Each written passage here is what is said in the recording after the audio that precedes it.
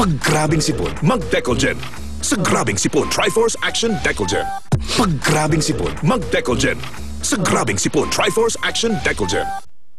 Sa unang hero, misyong totoo ang unang hero.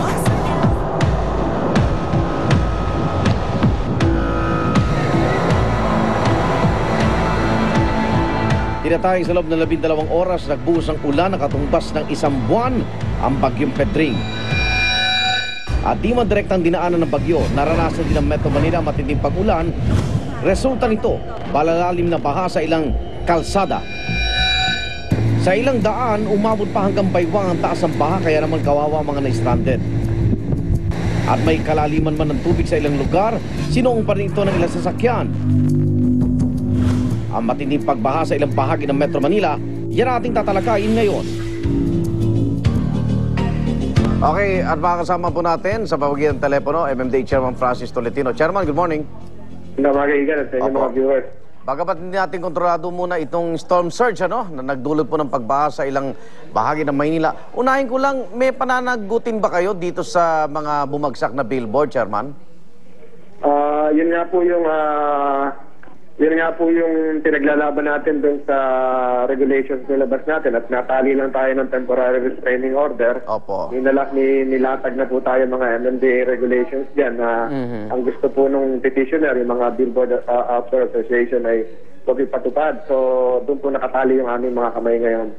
May TRO pala. Pero TRO po kami, kaya nung Lunes pa man din, umagang-umaga, nag-file ako ng motion sa Husgado. Napayagan kaming mag-dismantle ng ilang billboard na sa tingin namin ay delikadong bumagsak. So hanggang ngayon po, ay hindi na-actionan yan ng Husgado. At nangyari nga pong hindi naman natin kagustuhan na may bumagsak na ilang billboard at pinasaktan. Pero sa kabilang to, di ba, Monday, meron kayong apila sa mga may-ari ng mga billboard na iligpit yung kanilang mga gamit na ito? Meron po, pero alam niyo po iba, hindi tumutupad dyan. Iba talaga yung, mahirap po yung self-regulation Pagka ganitong involved po ang public safety, kailangan po dapat mangibabaw. Pantay-pantay patupad po ito. Okay. Okay, sa naging pagbaha naman po, tuloy ang declogging ninyo sa ilang mga estero, pero ano hong ika nga maipapaliwanag natin, bagamat itong Pag-asa nga sinasabi na storm surge itong nangyari. Kamusta ho, Chairman, ang reaksyon nyo dito?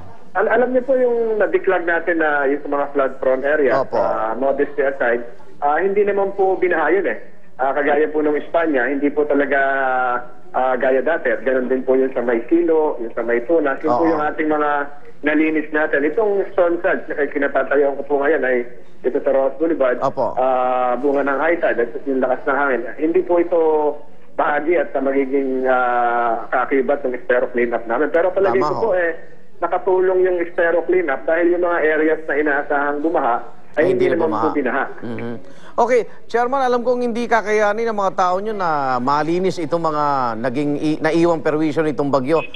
Baka pwede makipag-ugnayan kayo sa mga barangay na apektado niyang naging storm surge sa Ross Boulevard para tulong-tulong nang alisin yung mga puno, debris.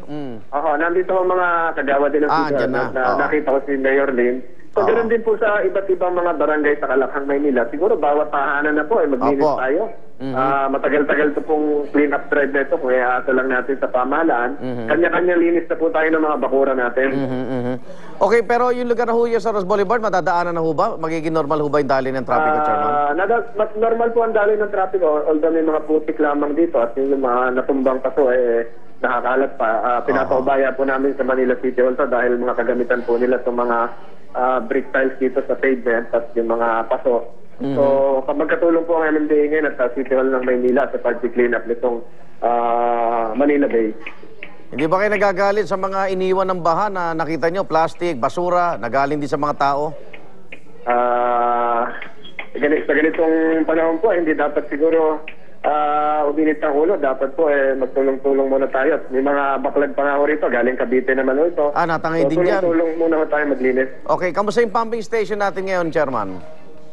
Yung report sa akin kahapon operational naman lahat. Nagkaroon lang tayo ng isang pagbaha ngayon na pinapaayos ko sa Pantolan Underpass. So lahat naman po gumana kahapon, mapera ata doon sa 4 na dati na pong non-operational. Okay, Chairman, bukod po sa Ross Boulevard, may mga bumagsak din puno sa ilang bahagi ng Metro Manila.